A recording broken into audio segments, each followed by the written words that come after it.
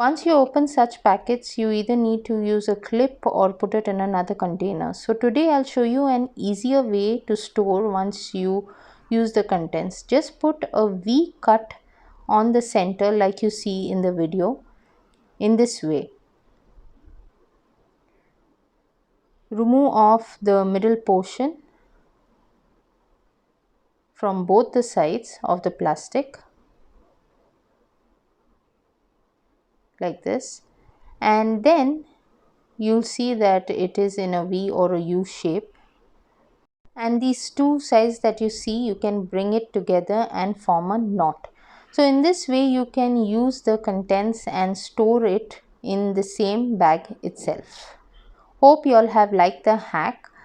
Do let me know in the comment section, and for more such useful hacks, do not forget to subscribe to our channel How Hacks.